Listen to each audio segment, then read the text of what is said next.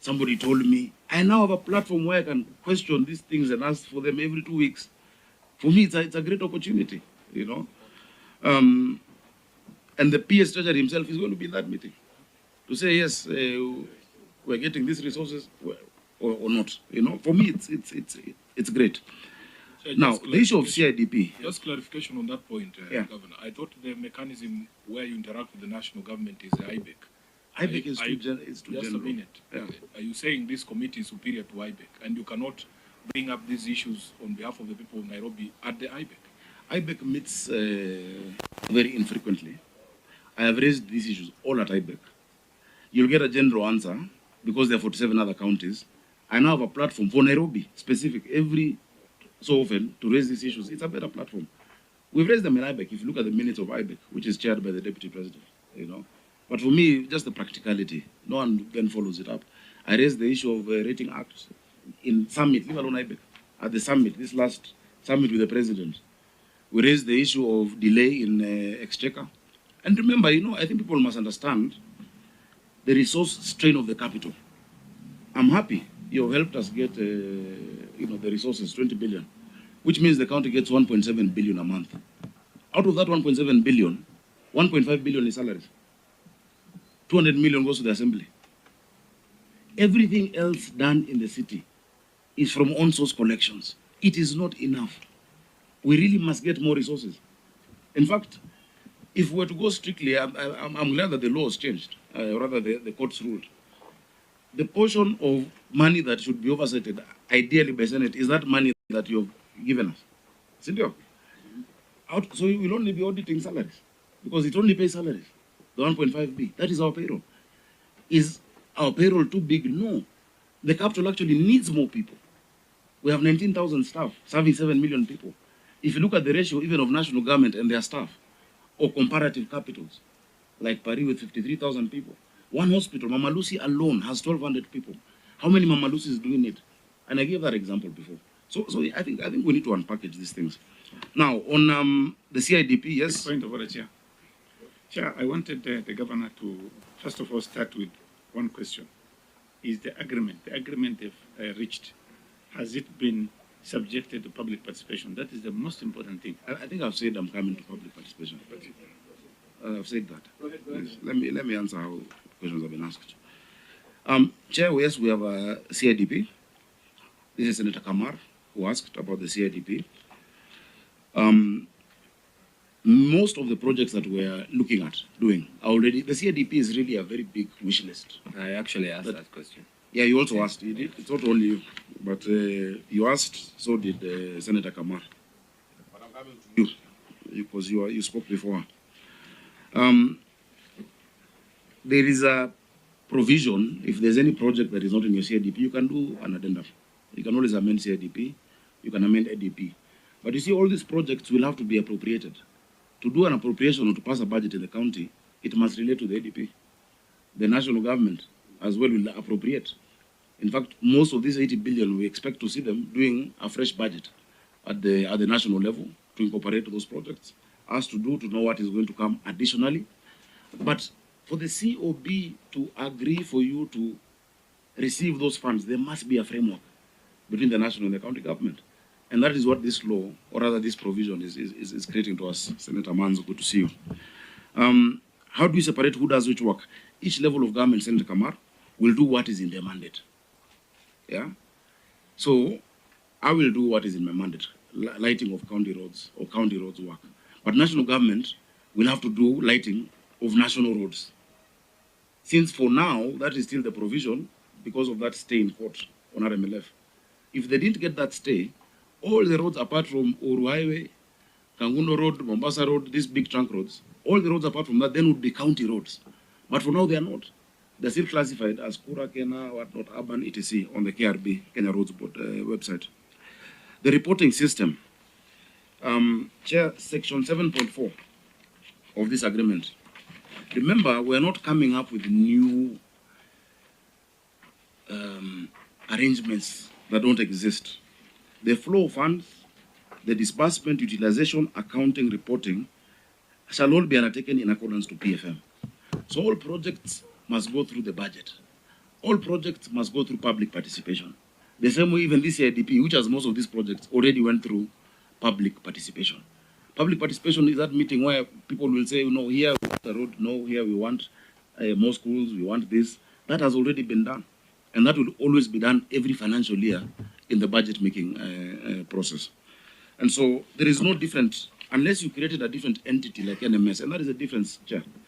There's no transfer of functions, there's no new entity. The county does its county work, the national does its national work. We're just getting additional resources, simple as that. So that's how we separate who does which work, Senator Kamara. Senator Karungo, again, I think on CDP, I have answered you. It is true that these other cities have a different structure. You know, whenever there's been a debate on whether Nairobi should now move and just become a national government entity, we've been against it. During the constitution-making process, I remember leading MPs, because I was a senator then, to make, not the constitution-making process, the BBI, when there was a BBI proposal, to actually make a case for Nairobi. Devolution is the biggest gift we've gotten as a country. We are more than 10% of our population. They deserve that gift. But you need to understand the uniqueness of the capital for that extra support in coordination and also resources. Number two, all of these countries that moved, whether it is Australia from Sydney to Canberra,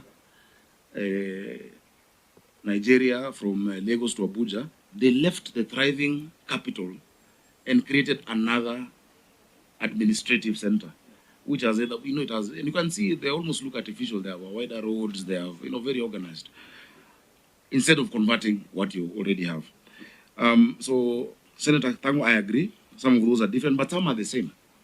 The structure in SA is similar to Kenya. The structure in India with the provinces is similar. If you look at what goes to Uttar Pradesh or to where Mumbai is, it's actually similar to what we're working on. And remember, when these devolution laws were done, there was that mirroring. The Mutar Kangu-led committee was looking at that, you know. Because if you compare us with the US is federal. We're not federal. Germany, with the Landers, Germany is also federal. We're not. Us, we're still a unitary state, but with fiscal decentralization. Now, let me go to the big question. Sorry, Senator Muma. Senator Muma asked also earlier. I agree. Devolution is not a competition. It should not be.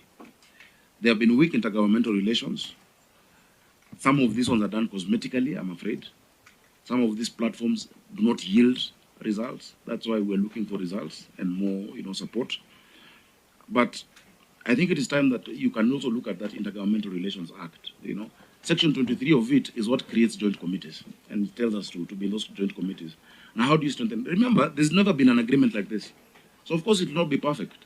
It is for the Senate to help us strengthen or to help us refine better how we can, you know, go through this process. You know, there's no precedence of an agreement of such a nature. Appropriations, as I've said, will be done by each level of government. And the Auditor General will still audit what the county government has done, will still audit what the national government has done for the capital city. That audit has not been stopped, it has not been removed from this. Now, again, the agreement is not only for county functions, but also national functions within Nairobi. About who chairs the committee, if you go to, for instance, IBEC, that the Deputy President chairs, it doesn't reduce the chair of the Council of Governors. Or if you go to Summit, that is chaired again by the President, it doesn't reduce. I don't think, for me, who chairs is as much a concern as to whether what we want to do gets done. In terms of balance, I agree, yes, possibly we should have more. We should have equal numbers, you know.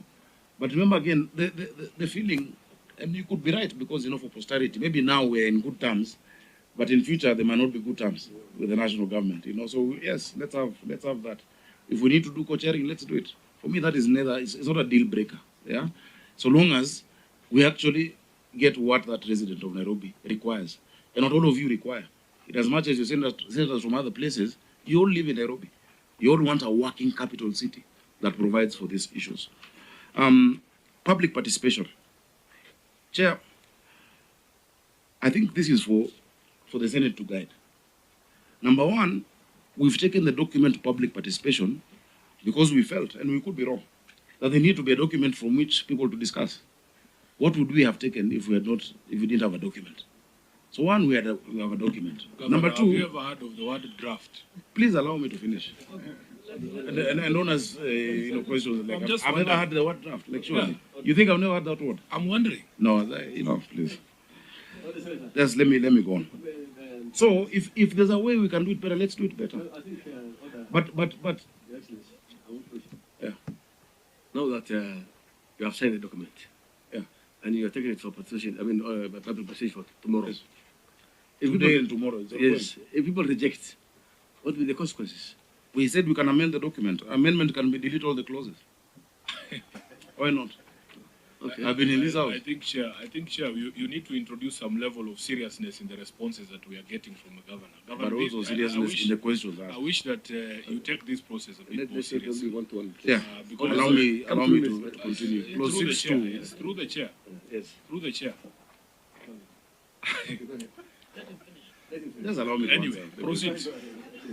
Clause 6.2 provides that the agreement, together with any amendments, remember public participation, which you've done, which you've done many times, is not empirical, it's not a vote. It is not. Public participation, in fact, people can mobilize and say, let me bring 1,000 people to say we want this agreement. And somebody else says, let me bring also 200 people to say there's no agreement. It's not an empirical process. But it's a process when the law has said specifically, and I need you to guide, the law that Kenyans wrote, that went through public participation, says specifically there must be an agreement. The law has said that. No, the law says there must be an agreement. So do we go to Kenyans again to ask them, should we have an agreement? Chair, So, please. through the Your chair. Excellency, please have it. Your Excellency, the question is, Yeah, of course, the agreement must be there. there must be an But agreement. this one has already been signed, and you are treating to public participation. So if they reject, Yeah, before the agreement, there should be a conversation. What we are asking is, did you converse with the people of Nairobi that we want to do this and this and this? Are Okay. you agreeable? So that we don't split hairs, Just one intervention. you as the Chair. committee, Just one intervention. Just to remind all of us that that law that you are quoting, the Urban Areas and Cities Act, is subject to the Constitution. It is not greater than the Constitution. It is the Constitution that elevates the people above all of these things that you're saying. Governor, I've seen you doing public participation before you embarked on projects. When we had this conversation when Karungo Wathangwa was the chair of housing, and you wanted to do Woodley, for instance, we were engaging members of public from Woodley before you ever did the groundbreaking. And then once that was complete, we proceed with the project. Surely, Governor, you know that what you're saying is not true. Chair, please allow me to answer questions asked. Yeah? Chair, if public participation can be done better, let's do it. Senator Sifunain, you're right. That's all you needed to say, man. Yeah, you're right. That's all you needed to 100%. say. I can give you now. You're right. It can be done better. Yeah. But for me, let me tell you, I don't want to split hairs because it is the end for me that is so important. Yes, public participation is important, but I've told you the lack of the empirical nature of participation. Senator Manzo, you know how you people you organize yourselves when there's public participation on an issue that that you're keen on. Yeah. So we will hear what the views are. Already, I've heard things that need to be amended. Already, from the public, I have heard. But both levels of government then will review what has come from the people. We'll have to review it. But there must be an agreement. Guys, the capital will not change without this provision. Unless you tell me another provision of adding 80 billion or 100 billion to the city, there is, please, provide. If it's conditional grants, do it. You're the Senate. Give it to us. Yeah? Let me hear during the budget policy statement that you've increased Nairobi's allocation by 80. I will tear this agreement. I will not need it. But for now, I must ask the governor, as a responsible governor who cares for his people, I must find whichever way that will get me resources to sort of this city. I must get it. Lazima work. You know, yes, I don't have another route. Order. Remember, let me give you another example. Yes. Yesterday in Parliament, you've discussed the National Infrastructure Fund. Yeah? This National Infrastructure Fund will create around 5 trillion. That is the goal. Already 2 trillion has been identified. This is the way I'm going to plug into it. Because you cannot go to Singapore without Nairobi. Now, how do I plug in and get projects for the city? Whether it is massive road projects, the housing. Housing alone that's going on in the city is 250 billion. And I keep asking for more projects. How will I plug into the Sovereign Wealth Fund without an arrangement with the government and a setting where I am chairing a committee that is discussing this every 2 weeks. I have to be pragmatic. We accept with you and we appreciate that you must do these things. But how procedures have been followed laws. Yes, that is where you guide. Yes. Yeah, you guide us. Pending bills of NMS, yes, those ones must be paid. The difference, we've not created a new entity or organization here. There is no accounting officer that has been created. If Kura's budget, they get an additional 8 billion. The DG of Kura will still have to account. But who defines and determines which roads are done in that 5 billion? Where do we prioritize? You know, whether it is Agwins Kodek, whether it is whatnot, is the forum where I'm chairing. So that I can also, I mean, we even have Kera in Nairobi, rural roads. What are they doing in Nairobi? So, Chair, that is the difference between us and NMS. And I promised, Chair, as Senator, I also promised, as Governor, that I would never transfer functions from Nairobi. I said it in the Assembly. I will not transfer. I think Article 187 is a bad provision. Counties need to be strengthened to do better. So if you have a better way to do it, please, that is why you have a committee of devolution. Your work is to protect the interests of counties and their governments. And that is who is here. A county and its government, isn't it? Let me look for a question I've not answered. Senator Sifunain, very, very, very clearly says that no one is against development. I like that. And that is true.